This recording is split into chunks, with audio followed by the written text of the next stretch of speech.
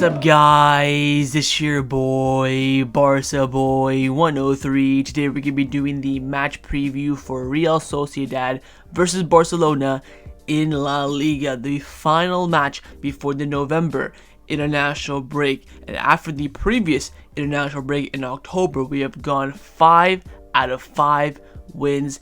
Can we make it 6 out of 6 wins and continue to hold our gap at the top of La Liga against a very tricky and a very good team in Real Sociedad? But before we get into it, make sure you guys smash that like button down below. Let's try to get the 200 likes on this video. It would be very much appreciated. Also, if you are new, make sure to subscribe down below if you haven't already, and let's get into it. Kickoff time for this match will be taking place at 9 p.m. local time, so your regular kickoff time in La Liga, and this match will be taking place at the Anoeta Stadium, and a stadium that has caused Barcelona a lot of trauma over the past 10 years, but over the past 5, probably since 2000, I would say 17, we've done pretty well there, kind of breaking that Anoeta curse. But I will say this, Real Sociedad this year, 2024, have played 16 games in the Anoeta, only winning 4. Their home record is beyond shite, and hopefully we can capitalize on that. And the referee for this match has also been confirmed. On the pitch it will be Guillermo Fernandez, and on the VAR it will be Carlos Cicero Grande.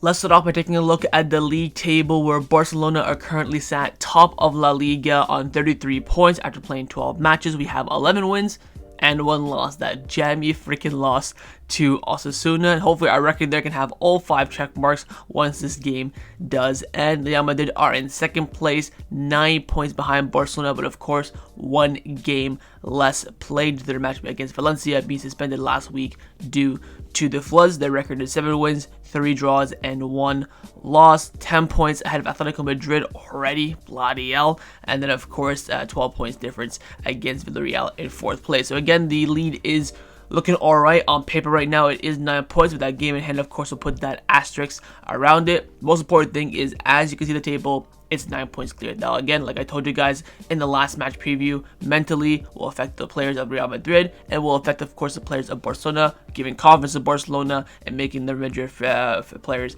a bit worried to go out there and push. Of course, it's gonna be a long ride. We're not even halfway through the season yet. I think we're just probably about to reach the quarter of the way through, but still lots of football to be played and too early to predict. But again, having that lead, I'd rather be in that position than of course in Real Madrid's position. Now, speaking of Real Madrid, if you look at the top teams and who they'll be facing this weekend, Real Madrid will be playing Osasuna in about 20 minutes time as of recording this video. Lineups are out, all that, and Atletico Madrid will be traveling to Mallorca to be facing Real Mallorca. Now with Madrid against Osasuna, again, I just seen the lineup, so I think they will win the game. It's a very strong team from Ancelotti, and way more balanced team that we've seen than in quite some time now. But you never know with Madrid. They're on poor form. Maybe Osasuna can do some damage. I think if this was away at the El Sadar, different scenario. But with this being at the Bernabeu, even though they've lost the last 2 games at the Bernabeu, I do expect Madrid to go out there and get 3 points. I would be absolutely shocked if they don't. Even a draw, I would be shocked. And of course, a loss. Imagine they lose a week. We could go 12 points clear at the top going into this international break, which is crazy. Of course, I think Madrid way behind us. Not really worry about them. Just keep your eyes on that game, I guess. But again, it's only hands of Barcelona. The lead is comfortable. We're looking good. Again, we just want to keep that lead now heading into, I would say, at least the new year. Now, if you take a look at our opponents in Real Sociedad and where they're currently standing in the league table, they are currently sat in the bottom half of the table on 11 points after playing 12 matches. They have 15 points with 4 wins, 3 draws, and 5 losses. Look at their last 5 games in the league: 3 wins, 1 loss, and 1 draw. For their expectation, for their level of their squad and their manager, they're having an absolutely horrendous season. Let's now take a look at our opponents in Real Sociedad. Like I mentioned, so far this season, they are performing and getting results way below their expectations. They're definitely, I would say, top 7, top 8 team at the bare minimum. In La Liga, the fact that they're all the way down the bottom half of the table shows how poor they have been this season. Despite their squad being good, players on top level, great manager as well, they're not performing whatsoever this season. We're now almost 3 months into the year, and it's been this consistent. The last time we did face Real Sociedad was at the Montjuic, I think near the tailor end of last season, when I think we lost the Clasico and the league was pretty much done.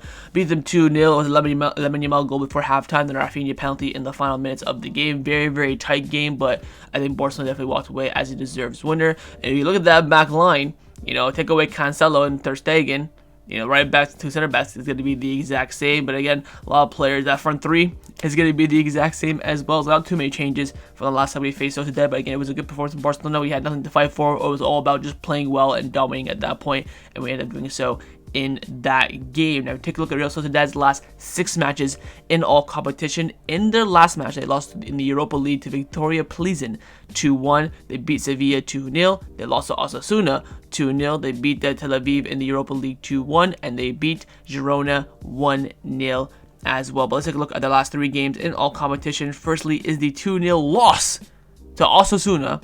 Guess where? At the Anoeta. Their home form, I tell you, is absolutely shocking. Now, I didn't watch this game.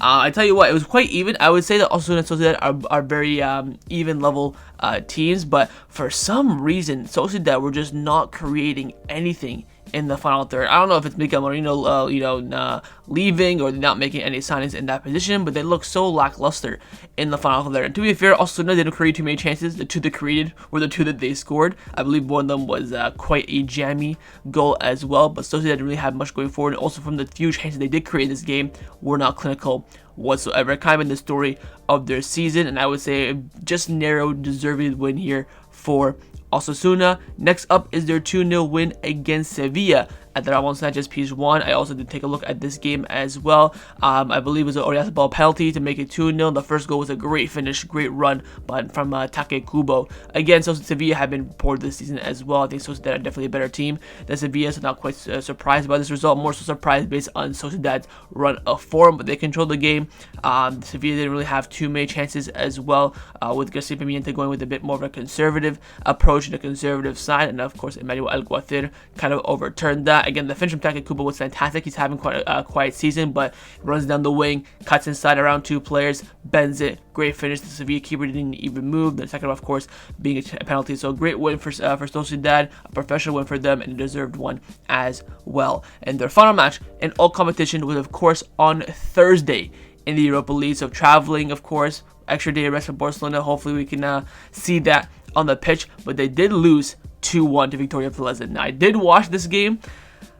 God, Sociedad just look so bad, but I know for a fact they're gonna turn up against us. But in this game, again, the Victoria Plzen goal, 90th winner, very, very lucky goal, some random long shot that even deflected as well. Their first goal was very, very, very nice, really well worked. I think who made the mistake for Sociedad? One of the Sociedad players made a mistake. I forget who it was off the top of my mind, but made a mistake. They were running down the left-hand side, 1-2 play, and by the way, the goal was at the near post of Alex Ramiro. Very, very poor there from the goalkeeper, so maybe the near post could be a bit of an advantage for Barcelona in this game. They get a goal back, really well worked as well. I believe it was the striker that scored a header from a ball cross. Then, of course, the last goal, random deflection. But Sociedad were so poor in this game, and in the end, Victoria Plzen absolutely nicked them of 3 points. So overall, final thoughts on Real Sociedad. I would say they're a good team that's just not performing this season. Of course, their manager is Emmanuel Alguacil, who of course was in the running for the Barcelona job last summer, but I don't know what's up with them. They're just not performing at the level. They are kind of, maybe you can still see the identity in them, but they're just not executing it at a good level. But I will say this, they have played already Real Madrid and Atletico Madrid this season in La Liga, both being at the Anoeta, and they gave them both a really, really good game. They, of course, lost to Madrid 2-0, but for that first hour, they were fantastic. Hit the post about 5 times, and Mbappe got a jammy penalty. They ended up winning the game. I think they got 2 penalties from Madrid to win 2-0. Against Atletico Madrid, they were down 1-0, and then one of their midfielders scored a 90th-minute winner from like 30-40 yards out of a random long shot. So you could say they deserve to lose that game, but kind of based on Atletico Madrid, that's how you expect them to play. So they are competing, even though they have a draw and a loss against Atletico and Real at the Anoeta, both of them being at home. But I still think they're a very, very tricky team, and for some way, somehow, they always tend to perform against Barcelona. Now, of course, players to look out for. I really rate Bryce Mendes as a midfielder. I think he's a fantastic little player. Of course, our captain, Mikel Oyarzabal, Takekubo, two fantastic wingers. Zubimendi, a player that we've been working now for 2 years, but we can absolutely send him to the bid now because Casado is absolutely clear, and even Mark Burnell as well. In the defense as well, they have the Sergio Gomez from Man City, the West Ham center back as well. They're a very, very good team. This is why I'm quite surprised that they're performing at this kind of poor level this season. Sušić, their new midfielder, who's come in, of course, scored that winner against Atletico Madrid. So again, a very, very good team, but just not clicking for them for some reason this season, and hopefully Barcelona can capitalize on that in a difficult away ground.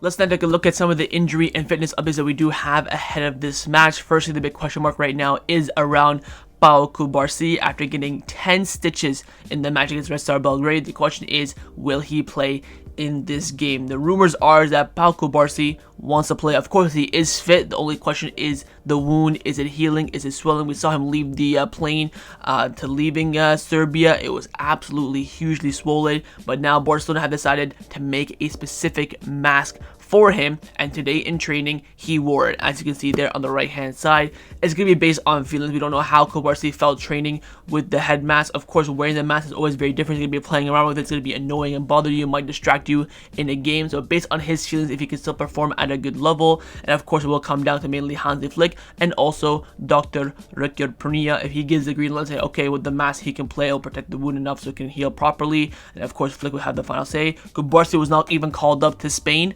for this upcoming international break, so he can heal from this wound. So we'll see if he plays or not. We'll give the hints on what Flick said in his press conference. That's number one with Cubarsí. Again, fully fit, mask is made for him. Now going to be coming down to a technical decision, and two players today did not train with the first team. Number one is Dani Olmo, and number two is Lamine Yamal. Apparently, Dani Olmo has gastroenteritis, a bit of a stomach illness, and he did not train today. The rumor is that he will be traveling with the squad to Sociedad. He will be able to play, whether he starts or not, maybe in the air. And Lamine Yamal only worked out in the gym today, did not train on the pitch. So, I mean, Flick talks about this in his press conference, so I'll just jump right into that. But again, maybe an eyebrow raise with these two players and their availability and whether or not they will start this match. Time now to get into the press conference reaction of Hansi Flick, who of course spoke to the media this afternoon in Barcelona, giving us updates and feelings about the players, the morale, momentum, all sorts of stuff. Spoke about how the team is growing and him, being a huge factor in that. But let's go and see what the Mister had to say this morning in the presser. Talked about saying that we want to win every game. Now we play against Real Sociedad, and I really like the way they play. They're a technical team, and they're also very intelligent as well. It'll be an interesting game tomorrow. First question he was asked, Cubarsí, Lamine, Olmo, what's up with them? He said, I think that Pau Cubarsí will be in the squad list. He trained well in the whole training session with the mask on. Lamine Yamal did specific training, strength training, and we'll see how he is tomorrow. Then he had problems since last night, and with the medication, and I hope that he will be ready for tomorrow. So pretty much, they're all going to be in the squad list. Who starts, who not. It's all going to be a mind game now between him and El Guathil. He spoke on yesterday's rest. He said this, we spoke with the coaching staff and we checked how the players were doing. We also like to train, but the second training session after the match is not the most intense, and that's a good thing so that way they can relax a bit more. On the game plan, there are many things I'm proud of. I'm always looking for the last game against Red Star. We saw how we finished well together against Espanyol. Second half wasn't good because we didn't finish as a team. Team plays as a group. It is usually easier when they play like that. Then as I'm managing right now, that we're going step by step, game by game. That's the key. We're not looking back just to analyze what hasn't gone well. Everyone is focused on what's coming, and now we have to see what our game plan is against Real Sociedad, which will be difficult, and it's important that we're 100% focused. On the advantage right now, he has a La Liga, again on paper, 9 points clear. He said, look, it's just another game. There are 3 points ahead of us, and that's the objective. We have to fight in order to achieve that for 90 minutes.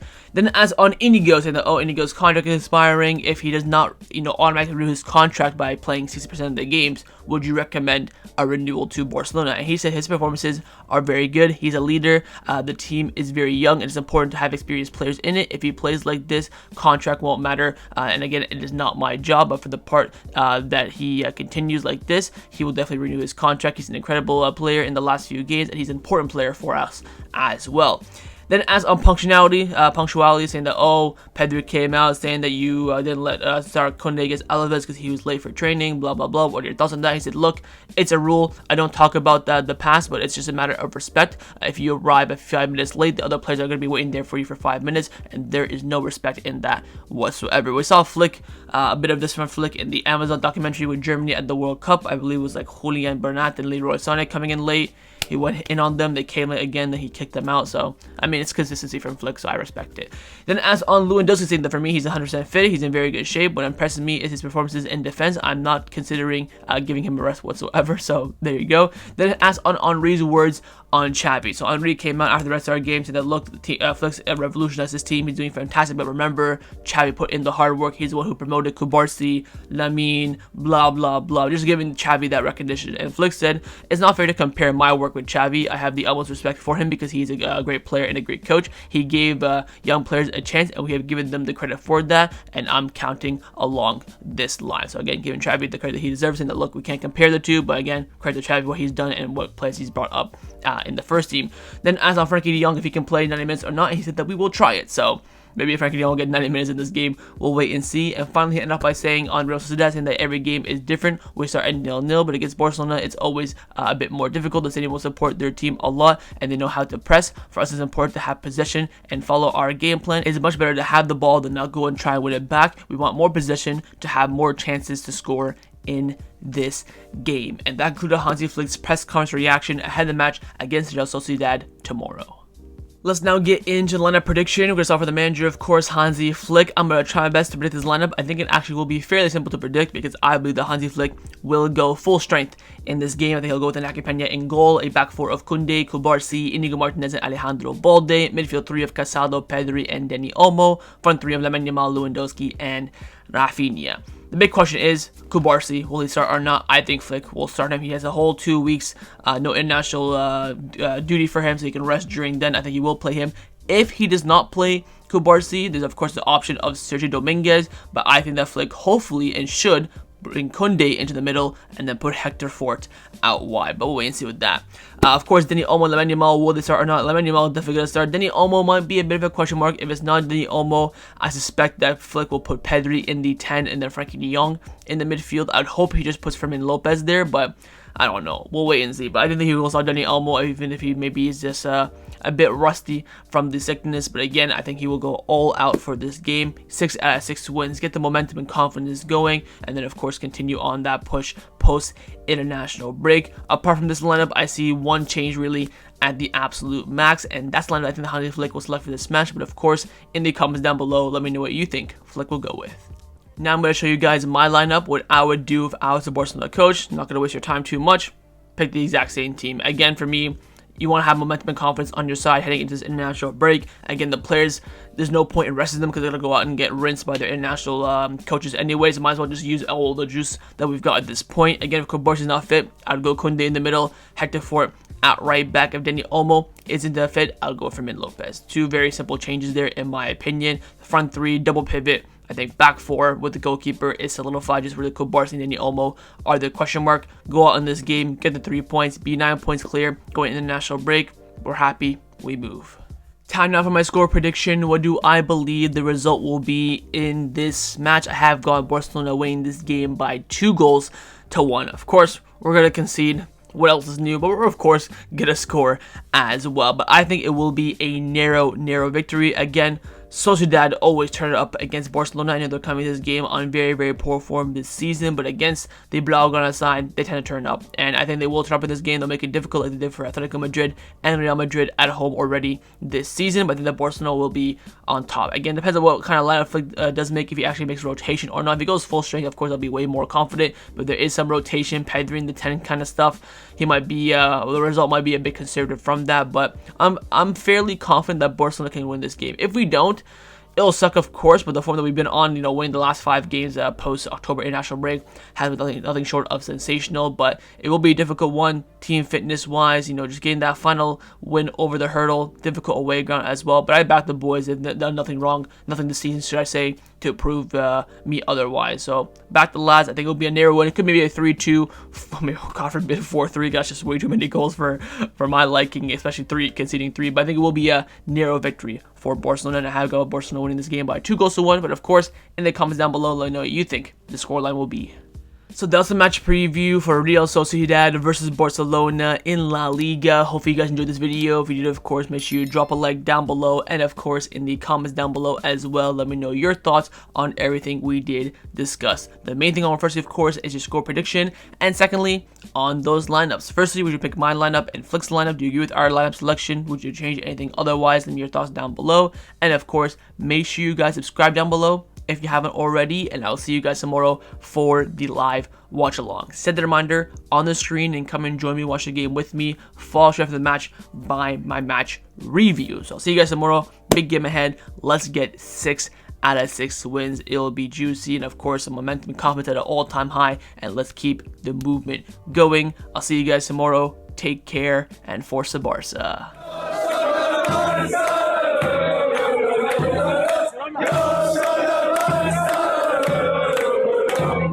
Yeah.